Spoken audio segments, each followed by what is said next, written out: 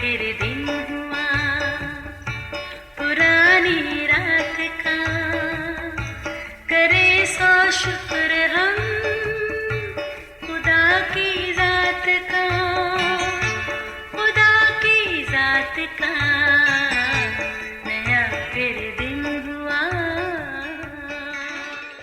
आज की आयत।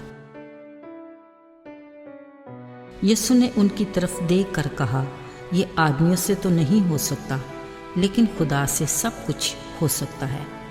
मत्ती 19 बाब 26वीं आयत। अजीज़ों, अगर हम पाकिस्तान के शुमाली इलाका जात की खुली फ़िज़ाओं में जाएं, वहाँ कुदरत बड़े ही दिलकश अंदाज में खुदा की अज़मत के गुण गाती खूबसूरत रंगों और नज़ारों से सजी दिखाई देती है, और फिर कुछ ऐसे मनाज़र देखने को मिलते हैं कि अक्ल थम रह जाती है। मसलन एक बड़े पत्थर की दरार में उगा हुआ हरा भरा दरख्त, जबकि इसके आसपास दूर दूर तक न ज़मीन न मिट्टी दिखाई देती है।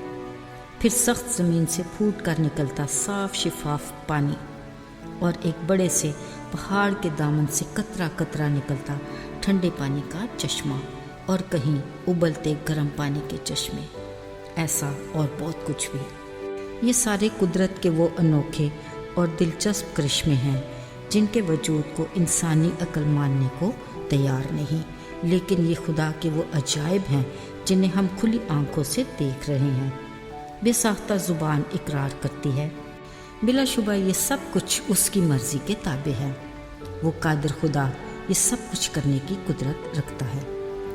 अजीज़ों, बनी इसराइल पर अखिया बादशाह के दौर में खुदा ने एलिया नबी को कहा कि अखिया बादशाह को बता दे कि इन बरसों में ना ओस पड़ेगी न मैं बरसेगा, जब तक मैं ना कहूँ।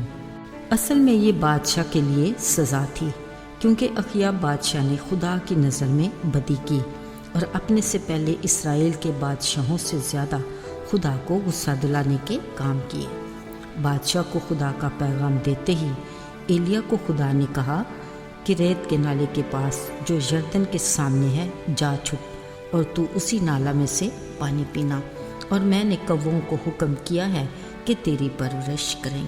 सो एलिया ने खुदा के हुक्म के मुताबिक वैसा ही किया, और कौवे उसके लिए सुबह को रोटी और गोश्त और शाम को भी रोटी और गोश्त लाते थे, और वो उसी नाला में से पीता था।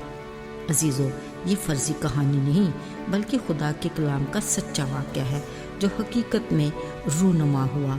अगरचे ये सब कुछ अनहोनी सी बात लगती है और अक्ल भी दंग रह जाती है कि कौवे जैसा लालची परिंदा जो खुद दूसरों से छीन कर खाता है कैसे रोटी और गोश्त एलिया के लिए लाता होगा, और कहाँ से ये सिलसिले चल रहे थे। मगर गौर तलब बात यह है कि कौवों के लिए ये खुदा का हुक्म था, और फिर कादर मुतलक खुदा की मर्ज़ी हो तो कुछ भी नामुमकिन नहीं। ये क्या, इससे भी बड़े और नामुमकिन काम हो सकते हैं। याद रहे, हमारा खुदावंद वो खुदा है जो पत्थरों से पानी निकालता, बहरे कुलज़म में खुश्क रास्ता बनाता। वो कौवों से अपने बंदे एलिया को रोटी और गोश्त क्यों नहीं खिला सकता। अजीज़ों, वो कादिर खुदा है जो फितरत के ख़िलाफ़ अपनी कुदरत को ज़ाहिर करने का इख्तियार रखता है, और ऐसे अजीब काम करता है जिनको इंसानी अक्ल किसी तौर भी कबूल नहीं करती। वसी कायनात ही को देख लीजिए, अजायबात का मजमुआ जो हमारी अक्ल समझ से बाहर और अदराक से परे है। ये उसके हाथों की कारीगरी है, कोई चीज़ भी उसके इख्तियार से बाहर नहीं। किसी भी काम का मुश्किल और नामुमकिन हम इंसानों के लिए तो हो सकता है, मगर उस अजीम खुदा के लिए कुछ भी दुश्वार नहीं।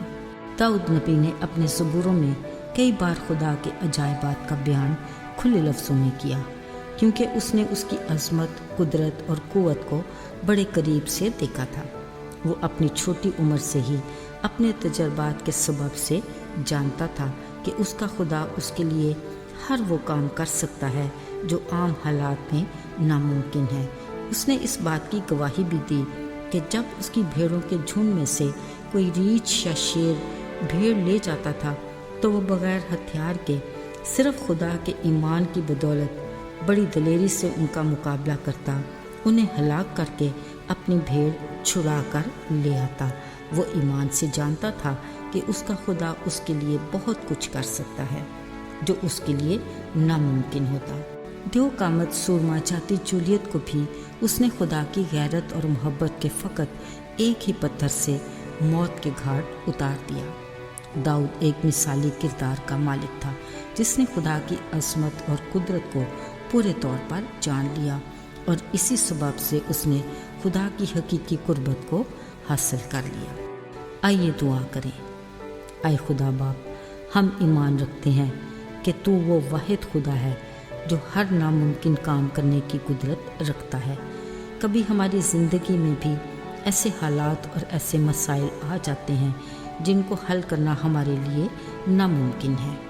توفیق دے کہ ہمارا ایمان تجھ پر مضبوط ہو، تو ہمارے لیے یہ سب کچھ کرنے کی قدرت رکھتا ہے۔ ہمیں اپنی رفاقت میں آگے بڑھنے کا فضل دے، یسوع کے پیارے نام میں، آمین۔